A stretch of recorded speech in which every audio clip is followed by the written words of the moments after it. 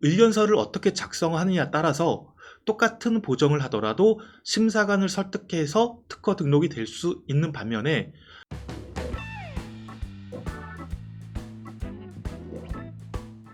돈이 되는 강한 특허를 만드는 이동기 변리사입니다.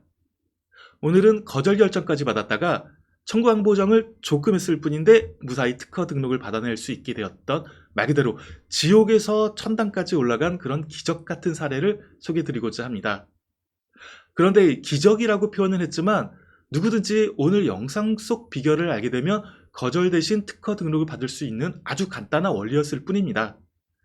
그러면 거절 대신 특허 등록을 받을 수 있었던 이 사례의 비결은 무엇이는지 지금부터 한번 함께 살펴보겠습니다.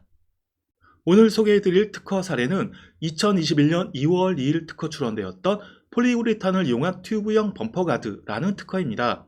간단히 이 특허의 내용을 소개하자면 자동차의 범퍼에 연질의 폴리우레탄 소재로 된 범퍼가드를 부착을 해가지고 사람이나 물건에 이렇게 충격을 하더라도 아무런 손상을 입지 않도록 한다라는 그런 내용입니다. 추가적인 도면을 통해서 조금 더 살펴보면요. 이렇게 대략의 디귿자로 된 범퍼가드, 폴리우레탄 소재로 되어 있습니다. 이 범퍼가드를 보시는 이제 브라켓, 나사결합으로 고정되는 브라켓으로 자동차에 범퍼하는 그런 구조로 되어 있습니다. 심사를 받게 된 청구항은 제가 자세히 읽어드리지는 않겠지만 범퍼가드가 폴리우레탄 소재로 되어 있다. 그리고 어떠한 브라켓을 통해 가지고 나사결합 또는 볼트결합을 통해 가지고 자동차의 범퍼에 고정된다. 이런 내용으로 기재가 되어 있습니다. 그런데 이 특허는 최종 거절 결정이 되었습니다. 심사관이 대략적으로 유사한 구성을 가진 선행기술이 존재한다라는 이유로 진보성 없음으로 거절을 한 것인데요. 거절 결정을 받고 나서 제가 대리인으로 선임을 해서 보정서와 의견서를 제출을 해서 최종 특허 등록이 될 수 있었습니다.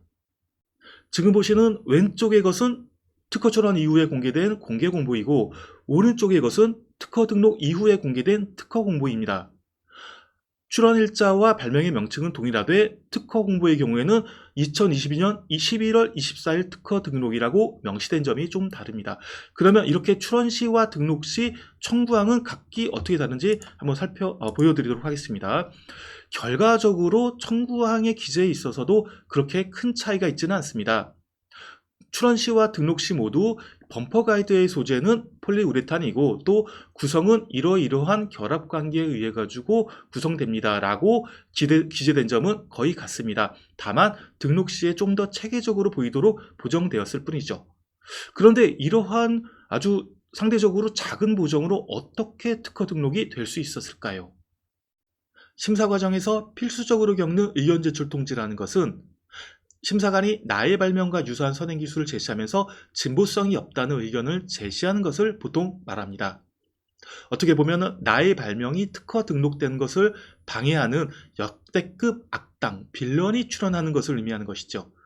그러면 출원에는 이제 이런 선행기술과 나의 발명이 가장 큰 차이가 무엇인지 그 차이점을 구성과 효과를 어필해서 심사관을 설득해야만 특허 등록을 받아낼 수 있게 되는데요.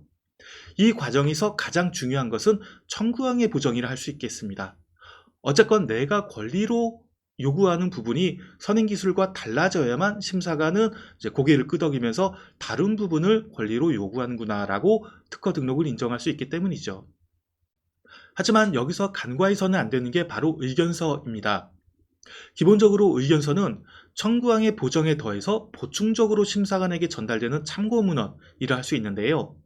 내가 보정을 이렇게 했는데 이건 이러한 기술적 배경에 의한 것이다 라고 보다 상세한 내용을 전달하는 서면인 것이죠.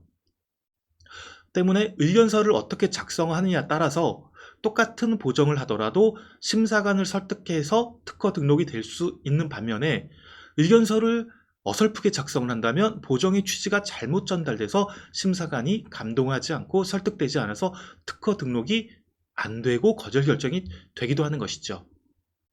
이 사례에서 제가 청구항의 보정을 한 것은 정말로 최소한의 범위였습니다. 그건 청구항의 보정으로 권리의 범위를 극적으로 감축한 것이 아니었다는 의미입니다. 대신에 저는 의견서를 통해서 선행기술과 차별화되는 부분을 강하게 어필하는 쪽을 택했고요. 지금 보시는 실제 제출된 의견서처럼 이 발명이 선행기술과 차별화되는 주된 특징을 강하게 어필을 하는 것으로 시작을 해서 그 상세한 배경을 이후에 좀 풍부하게 푸는 것으로 심사관을 설득할 수 있었습니다. 그 덕분에 권리 범위를 최소한으로 줄이면서도 차별화된 특징을 인정을 받아서 좋은 범위로 특허 등록을 받을 수 있게 되었던 것입니다. 제가 이 사례에서 제출했던 보정서와 의견서는 키프리스 주소를 제가 영상의 설명에 달아놓을 테니 여기서 직접 확인하시면 되겠습니다. 특허 의견 제출 통지를 받는 대부분의 분들은 낙담하기 마련입니다. 하지만 의견 제출 통지는 특허 등록을 받는 과정에서 거의 필수적으로 겪어야 하는 과정이고, 또 현명하게 대응하면 대부분 극복해서 특허 등록을 받을 수 있다는 게 제 지론입니다. 이렇게 대응하는 과정에서 가장 중요한 것은 청구항의 보정이긴 합니다. 하지만 이번 영상 사례에서와 같이 의견서 작성을 잘하는 것으로 충분히 좋은 권리를 받아낼 수 있다는 것을 보여드렸습니다.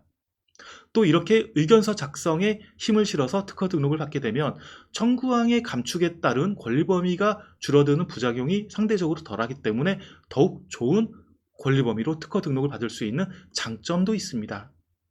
어쨌건 특허 심사 과정에서 의견 제출 통지를 받는 분들 너무 당황하지 마시고 어떤 식으로든지 잘 대응해서 좋은 권리 받으실 수 있다는 거 기억해 주셨으면 좋겠습니다.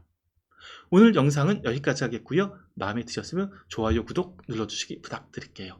다음에도 좋은 영상으로 돌아오겠습니다. 감사합니다.